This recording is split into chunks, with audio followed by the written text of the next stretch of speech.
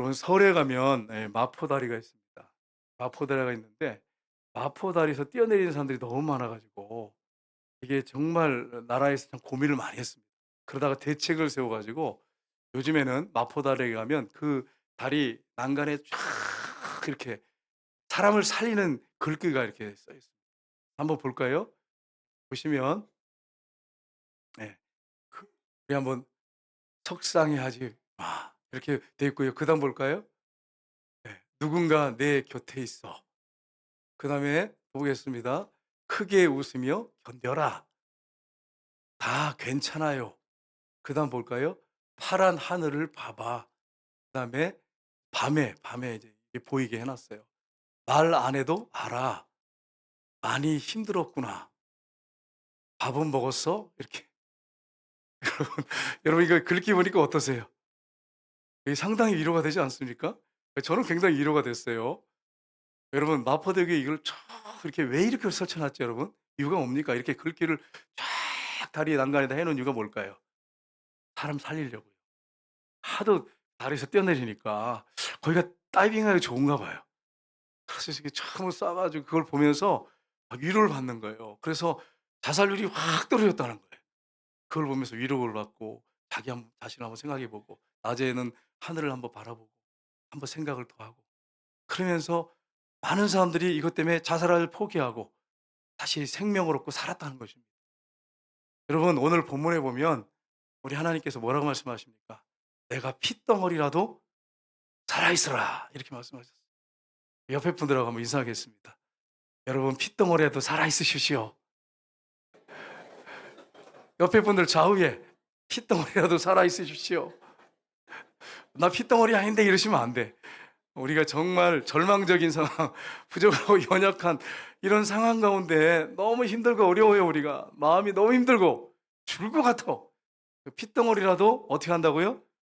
"살아 있어라." 이렇게 주님 말씀하셨어요. 이게 사실은 먼저는 이스라엘 백성들에게 하신 말씀입니다. 하나님께서 우상 장사인 아버지를 둔 아브라함을 선택하시고 갈대아 우르에서 불러내십니다. 그리고 아브라함, 이삭, 야곱, 요셉. 요셉이 애굽에 내려갔다가 거기서 국무총리가 됩니다. 그래서 거기서 얼마나 출세를 했겠습니까? 이스라엘 백성들이 전부 다 내려가요. 자손들이. 거기서 막 번성하죠. 점점 많아집니다. 요셉을 알지 못한 쇠왕이 일어났습니다. 그래서 핍박을 하기 시작했습니다. 그 떼약 밑에서 40도를 막 웃도는 이런 데서 우통을 벗기고 채찍을 때리면서 비동과 라하색 건축을 시키고 농사 짓는 일을 시키고 얼마나 힘들었겠어요. 쉴 시간이 없는 거예요. 그런데 아무도 돌봐주지도 않고 아무도 그들을 불쌍히 여기지도 않는데 우리 하나님이 그들의 부르짖음을 들으시고 불쌍히 여기셨습니다. 그래서 모세를 보내 가지고 이스라엘 백성들을 건져내셔서 가나안 땅에 들어가게 하셨는데 가나안 땅도 자기 땅이 아니었잖아요, 처음에는요. 들어가서 이방 민족을 쫓아내고 그 땅을 줬는데 얼마나 힘들었겠습니까? 정말 핏덩어리 같은 거예요. 새로 탄생한 나라 얼마나 힘들었겠습니까? 그런데 하나님이 뭐라고 말씀하세요? "핏덩어리라도 살아 있어라. 너희들이 범죄 가운데서 지금 절망적인 상황이 있지만 핏덩어리라도 살아 있어라." 이렇게 말씀하십니다. 근데 이게 이스라엘 백성들에게만 하신 말씀이 아니라 오늘날 저희 여러분에게도 하시는 말씀입니다. 정말 절망적이고 죽고 싶고 포기하고 싶어도 "핏덩어리라도 살아 있어라." 이렇게 말씀하십니다. 여러분에게 저에게 하신 말씀입니다. 모두 살아 있기를 주님의 이름으로 축복합니다. 그러면 이제 우리가 질문해야 되잖아요. 왜 내가 살아 있어야 됩니까? 정말 힘들고 괴로운데 왜 살아 있어야 됩니까? 예, 우리가 살아야 될 이유가 있습니다. 첫 번째 뭐냐면 하나님이 사랑하시기 때문입니다.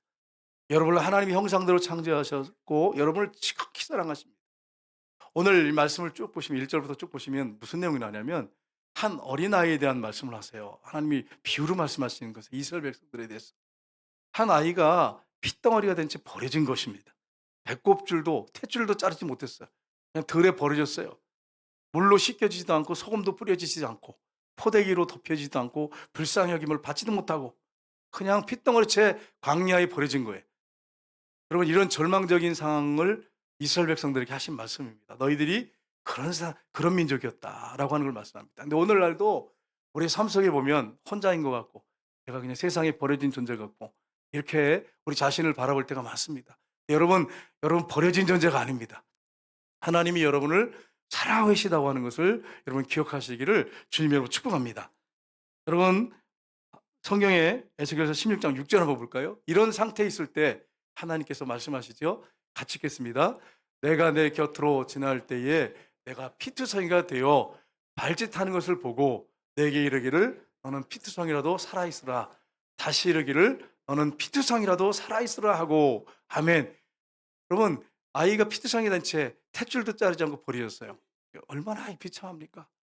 그런데 여러분 뭐라고 말씀하십니까? 너는 피투성이라도 살아있어라. 너는 피투성이라도 살아있어라. 이렇게 말씀하세요. 그리고 하나님이 살려주셨어요. 우리 그 딸이 이제 비가 오는 날 고양이가 새끼가 버려진 거 피투성이가 된 채. 그래서 그걸 데려다가 키우면서 막 아빠 뭐 얘가 아파요. 수술해야 돼요. 막 200만 원 막. 이거 참. 근데 여러분 한번 생각해 보세요. 어떤 피년이든 하나님이 창조하신 거잖아요. 창조물을 얼마나 소중하고 귀중합니까? 그러니까 야 버려라 이런 말을 못해. 그래가지고 그래 알았어 네가 해결해 도와줄 테니까 이렇게 해가지고 어떤 지금까지 크고 미호라고 하는 모양인데 지금까지 살아서 건강하게 하는데 지금도 잘 따르더라고요. 여러분 참 이게 피트성이라도 살아있어라 이게 그냥 우리가 쉬운 말 같지만 그게 쉬운 게 아니에요. 버려진 존재 아무도 돌봐주지 않는 그런 피트성이 같은 아이를 하나님 뭐라고 말씀하세요? 너는 피트성이라도 살아있어라. 넌 피트성이라도 살아있어라. 여러분이 지금 절망적인 상황이고 정말 앞뒤를 바라봐도 아무 뭐 소망이 없어. 정말 힘들어요. 여러분 주님이 여러분에게 말씀하십니다. 피투성이라도 살아있어라. 여러분 살아있기를 주님으로 축복합니다. 하나님이 우리를 사랑하시기 때문에. 성경이 이렇게 말씀하세요. 에베소 1장 3절 4절 보겠습니다. 같이 읽겠습니다. 찬송하리로다 하나님 곧 우리 주 예수 그리스도의 아버지께서 그리스도 안에서 하늘에 속한 모든 신령한 복을 우리에게 주시되 곧 창세전에 그리스도 안에서 우리를 택하사 우리를 사랑 안에서 그 앞에 거룩하고 흠이 없게 하시려고. 아멘. 우리가 절망적이고 버려진 존재였는데 하나님이 우리를 그리스도 안에 사랑하셔서 우리를 선택하셨어요. 우리를 사랑 안에서 그 앞에 거룩하고 흠이 없게 하시려고 나중에 그렇게 만드시려고 우리를 택하셨어요. 여러분과 저를 선택하셨어요. 아무 조건이 없어요. 여러분과 제가 뭐 내놓을 만한 게 아무것도 없어요. 근데 하나님께서 여러분과 저를 사랑하셔서 선택하셨어요. 은혜로 선택하셨어요. 여러분 이 사실을 기억하시길 주님으로 축복합니다. 요한일서 4장 19절 한번 보겠습니다. 같이 읽겠습니다. 우리가 사랑하면 그가 먼저 우리를 사랑하셨습니다. 아멘. 우리가 하나님을 사랑한 게 아니에요. 먼저 하나님을 사랑하셨어요. 그래서 우리를 선택하시고 우리가 피투성이 된 채 버려진 존재였지만 우리를 선택하시고 우리를 부르셨어요. 이런 사랑을 받고 있는 사람이 저와 여러분이라고 하는 사실을 잊지 마시기를 주님으로 축복합니다. 여러분 우리가 죄인일 때 가장 비참할 때 아무 소망이 없을 때 우리가 연약할 때 하나님이 저와 여러분을 선택하셔서 불러주시고 핏덩어리라도 살아있으라고 말씀하신 것입니다. 호주에서 있었던 일이에요. 호주에서 있었던 일인데 목자가 양을 돌보고 있었습니다. 어느 날 이렇게 보니까 언덕 밑에 양을 독수리가 하늘부터 내려와서 공격하는데 새끼를 채가려고 내려오는 것입니다. 근데 어미가 싸우는 거예요. 그 사진 한번 그림 볼까요? 한번. 네. 막 여기서 채가려고 하니까 어미가 막 피를 흘리면서 싸우는 거예요. 독수리하고. 그래가지고 정신없이 이 지팡이를 들고 뛰어내려갔어요. 막대기를 들고 뛰어내려갔어요. 뛰어내려가서 딱 보니까 이 어미 양이 쪼여가지고 두 눈이 완전히 피투성이로 실명이 됐어요. 그런데 그렇게 그냥 목숨을 걸고 싸운 거예요.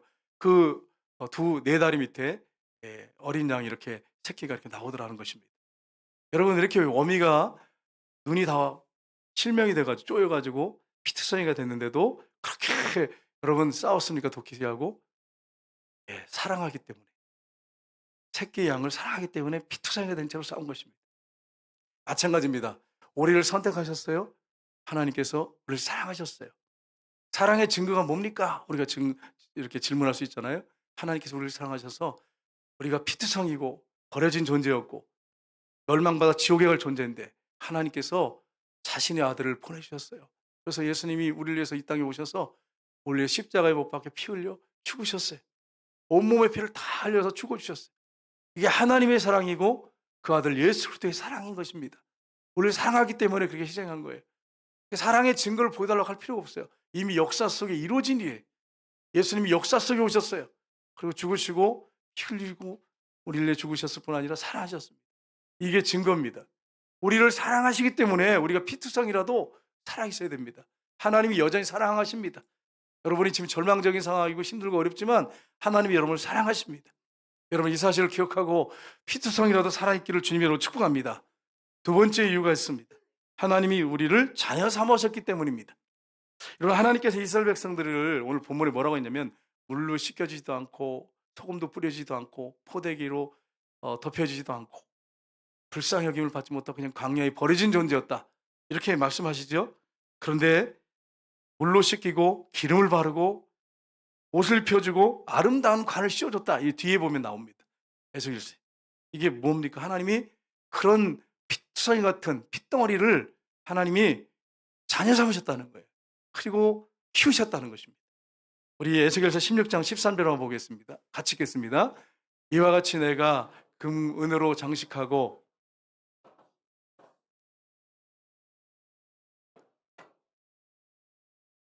꿀과 기름을 먹음으로 극히 곱고 형통하여 왕위의 지위에 올랐느니라. 아멘. 하나님이 이렇게 존귀하게 피투성이 된 사람을 왕후같이 이런 지위에 올리게 자녀로 삼으셨다고 하는 것을 지금 말씀을 하고 있습니다. 마찬가지입니다. 오늘날도 하나님께서 저와 여러분을 자격이 없는 저와 여러분을 하나님의 자녀를 삼으셨어요. 성경에 뭐라고 말씀합니까? 요한복음 1장 12절 보겠습니다. 같이 읽겠습니다. 영접하는 자 곧 그름을 믿는 자들에게는 하나님의 자녀가 되는 권세를 주셨으니 아멘. 우리가 지금 힘들고 어렵고 가난할 수 있고 또 여러분이 지금 하는 일들이 너무 힘들어서 절망적인 상황이 있을 수 있습니다. 그러나 여러분과 제가 누굽니까? 예수님을 모셔드렸다면 여러분과 저는 하나님의 자녀입니다. 하나님의 자녀의 권세가 저 여러분에게 있습니다. 요한일서 2장 12절 보겠습니다. 같이 읽겠습니다. 자녀들아 내가 너희에게 이거 쓰는 것은 너희 죄가 그의 이름으로 말미암아 사함을 받았으며 아멘. 예수님의 이름으로 우리의 죄가 사함을 받았습니다. 그 아들 예수의 피가 우리를 모든 죄에서 깨끗게 하셨습니다. 우리를 자녀 삼으시고 우리의 죄를 깨끗하게 하셨어요. 이런 은혜를 저와 여러분이 받았습니다. 그리고 그 십자가에서 터진 샘물은 지금도 끊임없이 흘러내리고 있어요. 날마다 우리가 범죄하고 넘어질 때마다 그 보혈의 피로 날마다 씻어서 새롭게 됩니다. 저도 이 마음속으로 짓는 죄들이 있단 말이에요, 여러분. 그래서 너무 힘들어요. 마음속으로 생각으로 짓는 죄가 많아요. 말이나 행동으로 짓는 죄는 그렇게 많지 않습니다. 목사라고 하는 타이틀이 있기 때문에 어떻게 이게 죄를 짓겠어요. 조심하고 더 신중하고 유리관 속에 사는 것 같아요. 유리관 속에. 모르는 것 같지만 다 알아요, 여러분. 제가 어느 날 저 사거리에서 하품을 이렇게 하고 있었는데 어느 권사님이 전화를 왔어요. 목사님 사거리 계셨죠? 이래가지고 그때 하품하고 계셨어요. 이래가지고 제가 아주 놀랐어요. 그래서 하품을 하지 말았어야 되는데 그때 입을 막았어야 되는데 그걸 못 막고 피곤해가지고 막 이렇게 했다가 이 유리관 속에 있는 것 같아요. 정말 그런 그렇게 참 여러분 쉽지 않습니다. 그런데 우리 마음속으로 짓는 죄가 있죠. 여러분 그렇죠. 저도 그렇잖아요. 죄를 날마다 그 십자가에서 터진 샘물 그게 영원히 흐릅니다. 그 보혈의 피로 날마다 주님 씻어주세요. 그렇게 하면서 어떻습니까? 내 죄가 씻겨졌구나. 자유함과 해방감 너무 기뻐요. 그 보혈의 피가 그 아들 예수의 피가 우리를 모든 죄에서 깨끗게 하실 것이요 모든 불의에서 깨끗게 하십니다. 여러분 죄에서 돌이키시고 날마다 씻어서 하나님이 자녀다운 삶을 사시기를 주님 여러분 축복합니다. 갈라디아서 4장 6절 한번 보겠습니다. 같이 읽겠습니다. 너희가 아들이므로 하나님이 그 아들의 영을 우리 마음 가운데 보내사 아빠 아버지라 부르게 하셨느니라. 아멘. 우리가 하나님을 어떻게 부릅니까? 아빠 아버지라 부르게 하셨느니라. 여러분 육신의 아버지하고 달라요. 육신의 아버지는요 막 혈기가 나니까 막 자녀를 막 때려요. 엉덩이도 때리고 막 그러면서 이 혈기를 주체하지 못했어. 근데 우리 하나님은 그런 분이 아니에요. 우리 하나님은 혈기를 못 참아가지고 내가 못 참겠다 그래서 막 혈기를 부리면서 막 우리를 때리고 그러신 분이 아니에요. 하나님께서 때리시는 것은 뭐냐면 우리가 앞으로 더 바른 길을 가도록 잘 되도록 징계하세요. 목적이 그거예요. 그러니까 하나님은 생각을 깊이 하시는 분이에요. 그래서 막 감정을 조절 못해가지고 막 때리는 그런 하나님이 아니에요. 우리 아버지 육신의 아버지랑 완전히 다르신 분이에요. 우리를 너무너무 사랑하셔서 징계하시는 것조차도 우리를 사랑하셔서 바른 길로 인도하고 바르게 세우기 위해서 징계하신단 말이에요. 그러니까 하나님의 사랑은 우리하고 비교가 안 돼. 육신의 아버지하고는 비교가 안 돼. 그림자로 이 아버지가 좋은 할아버지가 있잖아요. 그죠? 우리 중에도 그런 아버지가 다 되시길 주님으로 축복합니다. 그런 분도 있지만 그림자에 불과하지. 우리 하나님은 정말 좋으신 아버지. 근데 그 하나님을, 창조자 하나님을 우리가 뭐라고 부릅니까? 아빠 아버지라 부르게 하셨느니라. 얼마나 감사한지 몰라요. 여러분, 어떤 아이가 고아원에서 입양이 됐습니다. 입양이 됐는데 고아원에서 생활을 했잖아요. 근데 고아원에 가면 규칙이 있어요. 쉽게 말하면 법이에요. 이거 하면 안 돼. 저거 하면 안 돼. 너 이거 하면 혼나. 이거 하면 너 손 들고 있을 거야. 이런 것들이 있단 말이에요. 법이 있죠. 규칙이 있죠. 이 아이가 이제 고아원에서 입양이 돼서 집에 갔어요. 가서 집에, 그 집에 가서 사는데 눈치를 계속 보는 거예요, 여러분. 고아원에서 이게 익숙해져 있으니까 계속 눈치를 보는 거예요. 밥을 먹을 때도 눈치, 밥을 흘려도 눈치, 냉장고도 못 열어. 뭘 해도 그냥 늘 눈치만 보는 거예요. 분명히 입양돼서 아들이 됐는데 눈치만 보고 사는 거예요. 예? 혹시 또 자다가도, 침대에 자다가도 혹시 내가 쫓겨나서 다시 고아원에 가든지 버림받을까 봐 두려운 거예요. 날마다 그렇게 사는 거예요, 날마다. 근데 어느 날 아버지가 가만히 보니까 얘가 계속 눈치만 보니까 안 되겠어요. 그래 가지고 불렀어요. "야, 이제는 따뜻한 눈으로 바라보면서, 사랑의 눈으로 바라보면서 내가 너희 아빠야. 아빠라고 불러 봐. 아빠야." 못 해요. 눈치만 슬슬 보고. 또 불렀어요, 얼마 후에. "야, 내가 네 아빠야. 아빠라고 해 봐." 못 해. 그리고 눈치만 슬슬 보고 하다가 그냥 가 버려요. 그 얼마 후에 또 불렀어요. 잘 사랑으로 섬기다가. 그래서 "얘야, 부탁인데 아빠라고 불러 봐. 아빠 해 봐." 그랬더니 그때 가서 아빠 하는데 그 애가 눈물이 터졌어요. 막 우는 거예요. 통곡을 하면서 우는 거예요. 아빠 그러면서 통곡하면서. 그다음부터는 눈치를 안 보더라는 거예요. 여러분, 제가 왜 이 말씀드린 줄 아세요? 우리 하나님께서 우리를 사랑하셔서 자기 아들을 십자가에 달아 매일 정도를 사랑하셨어요. 그리고 우리를 선택하셔서 불러서 우리에게 아빠 아버지라고 부르게 하셨어요. 갈라디아서 6장 4장 6절에 보시면 이렇게 되어 있습니다. 같이 읽겠습니다. 갈라디아서 4장 6절 말씀. 너희가 아들임으로 하나님이 그 아들의 영을 우리 마음 가운데 보내사 아빠 아버지라 부르게 하셨느니라. 아멘. 여러분, 힘들고 지칠 때, 외로울 때 고아처럼 버려진 존재가 아닙니다. 여러분, 아빠가 계십니다. 아버지가 계십니다. 여러분, 혼자가 아니. 하나님을 아빠라고 아버지라고 부를 수 있는 특권을 주셨어요. 피조물에게 그것도. 여러분 생각해 보세요. 여러분이 어떤 인형을 만들어 놓고서 너 아빠라고 불러봐 이렇게 할 수 있겠어요? 그런데 하나님이 우리 피조물을 만드셔 가지고, 피조물인데도 하나님 형상을 우리에게 넣었어요. DNA를 넣었어요. 그래 가지고 우리한테 뭐라고 하시냐? 보혈의 피로 씻겨 주시고 아빠라고 불러봐. 여러분, 이렇게 큰, 얼마나 위대한 존재입니까? 피덩어리에도 살아 있어야 되는 거예요. 여러분, 하나님이 아빠 아버지시기 때문에. 이 사실 여러분 잊지 마시길 주님 여러분 축복합니다. 여러분, 그렇게 이렇게 말씀을 들으면서 그런데 왜 하나님 응답 안 해주시는 거예요? 막 그래서 기도하고 그러는데 응답을 해주셔야지. 아빠시라며요. 근데 여러분, 자녀가 해달라는데 다 해주면 자녀가 어떻게 될까요? 여러분이 대답을 하세요. 여러분이. 자녀들이 해달라는 대로 다 해주면 자녀가 어떻게 되죠? 여러분 알잖아요. 여러분 답을 알고 계시잖아. 그 자식 망쳐요. 진짜 망쳐놓는 길이에요, 그게. 아이 아나무인 만들고 망쳐놓는 길이에요. 여러분 기도할 때 여러분 하나님 다 들어주는 게 아니에요, 여러분. 하나님의 선한 뜻, 하나님이 기뻐하는 뜻, 우리가 잘 되는 것들, 영적으로 잘 될 것을 생각하시고 응답하십니다. 그러니까 여러분, 기도 응답을 혹시 더디고 오래 기도했는데 응답 안 됐다고 해서 좌절하고 낙심하지 마세요. 어떤 분이 이런 얘기를 했어요. 나는 하나님께서 기도 응답을 안 해줘서 너무 감사하다고 그래가지고, 뭘 이렇게 기도 응답을 안 해줬는데 감사하나 그랬더니, 어, 아내를 만나기 전에 새 아가씨를 놓고 기도를 했다는 거예요. 근데 하나님이 다 안 들어주고 지금 아내를 만났대. 그래서 기도 응답을 안 해줘서 너무 감사하대. 그렇게 고백을 했어요. 여러분 반대 아니에요 혹시? 네, 아니시지요? 할렐루야. 아니시길 바랍니다. 아니 그 새 아가씨를 응답 안 해준 게 너무 감사하대요, 여러분. 왜냐면 지금 아내가 너무 좋다는 거예요. 너무 감사하다는 거예요.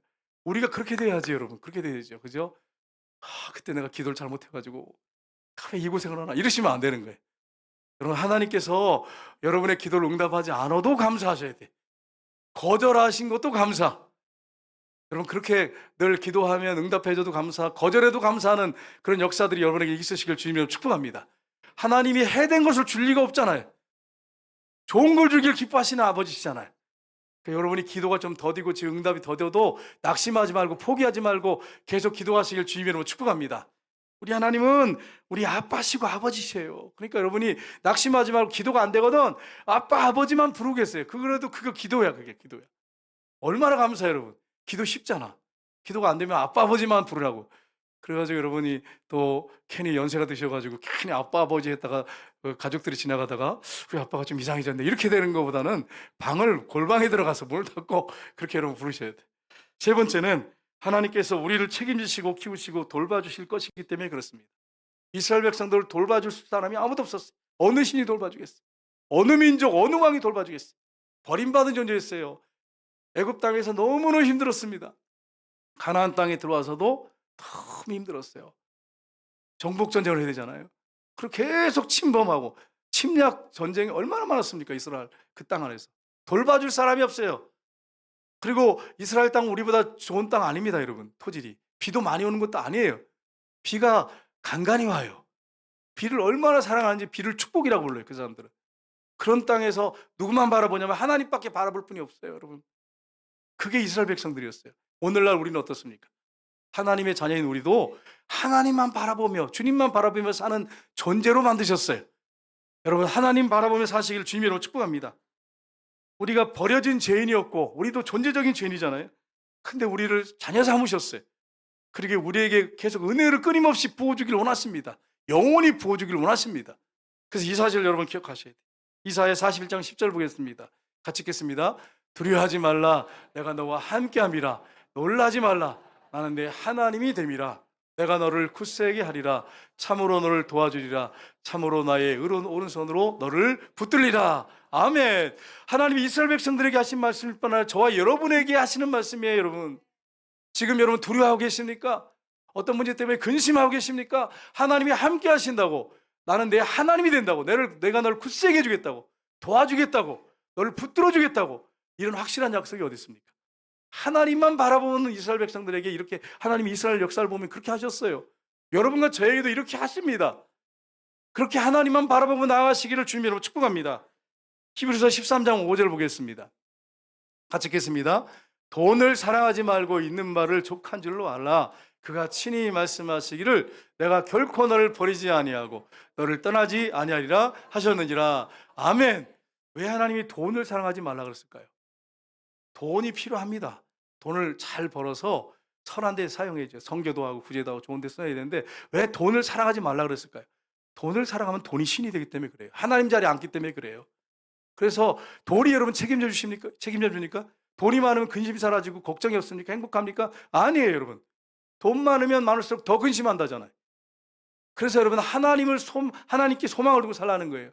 그가 친히 말씀하시기를 내가 결코 너를 버리지 아니하고 너를 떠나지 아니하리라. 하나님 말씀하셨어요. 이사야 46장 4절 보겠습니다. 같이 읽겠습니다.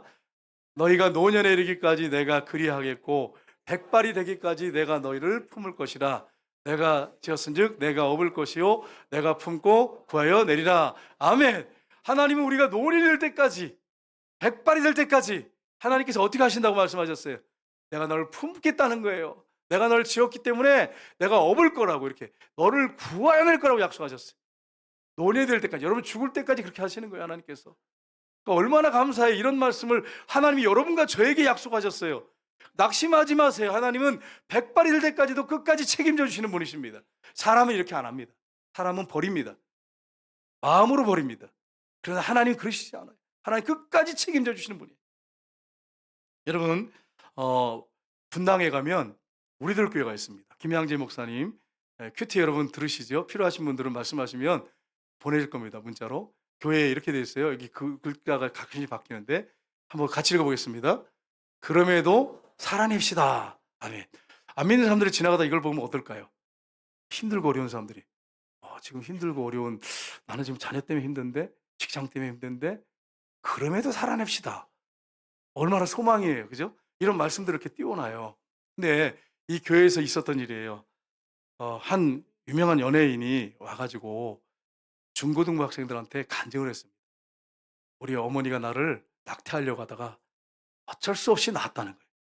그래서 정말 태어나 가지고 너무 찢어지게 가난하게 너무 힘든 가정에서 태어나면서 피투성이처럼 됐다는 거예요 자기가. 너무 힘들었대. 아무도 자기를 돌봐줄 사람이 없었고 너무 힘들었대. 그런데 살아냈더니 내가 지금 연예인이 됐다고. 그래서 아까 학생들한테 "여러분도 절대로 이상한 생각하면 안 된다. 여러분 살아내야 된다." 그렇게 막 이렇게 간증을 하셨어요. "여러분 피투성이라도 살아 있어야 됩니다." 이렇게 얘기했어요. 근데 갑자기 중고등학생이 하나가 일어났어요. 자기가 학교 다닐 때 가출을 많이 하고 일탈을 해 가지고 결국은 자퇴를 했다는 거예요 학교에. 그래서 자퇴를 해 가지고 고등학교 때 고등학교 거기 또 가출한 학생이 있죠.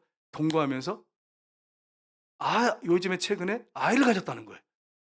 그럼 여러분 어떻게 됩니까? 낙태해 버려야 되잖아요. 그래 가지고 낙태하려고 인제 그렇게 둘이 의논을 했다는 거예요. 근데 말씀을 들어보니까 "피투성이라도 살아 있으라고 하는데 안 될 것 같다." 그러면서 "어떻게 하면 좋겠냐." 그러니까 이 연예인이 케이크를 이렇게 받은 케이크를 선물로 주면서 이렇게 얘기했습니다. "제발 아이를 낙태하지 말라고. 태어날 아이가 자라서 어떤 사람이 될지 모르는데 기회를 빼앗지 말아야 되지 않냐. 생명을 살려야 되지 않겠냐. 피투성이라도 살아 있어야 되지 않겠냐고." 막 그러면서 이제 설득을 했어요. 그랬더니 이 아이가 "내가 정말 아이를 낳고 정말 생명을 책임지겠다고 결단을 했어요." 여러분 이게 아이를 누가 책임지냐면 하나님이 책임지시는 거예요. 힘들고 어려울 때 그 아이를 놓고 계속 기도할 때 하나님이 그 아이를 책임져 주지 않겠어요? 피투성이라도 살아있으라고 하신 하나님이 책임져 주지 않겠어요? 그래서 여러분 이 아이를 결단했어요. 생명을 살리겠다고 키우겠다고 결단했어요. 오늘날 이게 필요합니다. 무조건 아이들 생명 죽이면 안 돼요. 그 한 생명이 얼마나 귀한 존재인데. 여러분 사진 하나 보겠습니다. 어떤 사람이 자살하겠다고 그런데 어떤 사람이 손을 붙잡았어요 처음에. 근데도 막 발광을 하니까 떼어내겠다고 하니까 밑에 다리 붙잡고 어떤 사람은 끈으로 막 묶고요. 어떤 사람은 목 붙잡고 어떤 사람은 허리띠를 풀러 가지고 막 붙잡고 "죽으면 안 된다고." 막 이렇게 사진 찍혔어요. 여러분과 제가 이렇게 되면 안 되겠잖아요. 여러분 여기서 뭘 느끼십니까? 한 사람의 소중함. 살아야 된다고. 죽으면 안 된다고. 당신 살아야 된다고. 근데 이렇게 살아있는 사람이 예수님을 인격적으로 만났어요. 죽지 않고 살았어요. 그래서 이 사람이 살아 가지고 예수님 만나고 열심히 살아간다면 이 사람이 얼마나 하나님의 손에 귀하게 쓰임 받겠어요. 여러분 어떤 사람이 될지 모르잖아. 기회를 빼앗기면 안 되잖아요. 기회를 뺏기면 안 되잖아요. 여러분 우리 중에 힘들고 어려운 삶을 지금 사는 분이 계실 줄 알아요. 여러분 기회를 하나님이 주시고 앞으로도 여러분을 계속해서 돌보실 것입니다. 책임질 것입니다. 핏덩어리라도 살아있으라고 말씀하신 하나님이 여러분에게 말씀하시고 저에게 말씀하세요. 낙심하고 절망하지 마시고 살아내십시오. 핏덩어리라도 살아있으라고 말씀하셨으니까 끝까지 살아계십시오. 그리고 주님 앞에 기도하십시오. 우리 하나님 어떤 분이십니까? 우리 하나님 끝까지 책임지시는 분이에요. 우리가 연약하면 연약할수록 부족하면 부족할수록 엎드려서 "하나님 내가 이런 존재예요. 나 형편없는 존재입니다. 나 포기하고 싶습니다. 나 하나님이 살고 싶지 않아요. 나 같은 게 뭔데요. 나는 정말 내 자신을 바라볼 때 부끄럽고 죄송한 것밖에 없습니다. 나 정말 포기하고 싶어요." 그렇게 할지라도 우리 하나님 뭐라고 말씀하세요? "핏덩어리라도 살아있어라." 그런 핏덩어리라도 발버둥 치는 모습으로 살아계시면서 하나님 앞에 자비를 구하고 기도하면 하나님이 여러분을 살려주실 것입니다. 그리고 여러분을 하나님이 귀하게 들어쓰는 사람들이 되도록 역사하실 것입니다. 여러분 주님은 우리에게 여전히 말씀하고 계십니다. 여러분 자녀에게 말씀하시고 계시고 여러분 주변에 어렵고 힘든 사람들에게 여전히 말씀하고 계십니다. "핏덩어리라도 살아있어라. 기회가 주어질 것이다. 내가 함께할 것이다." 이렇게 말씀하십니다. 여러분 절대로 낙심하지 마시고 절망하지 마시고 한 주간 동안에 끝까지 살아계시기를 주님으로 축복합니다. 이 시간에 우리 하나님 앞에 찬양하겠습니다.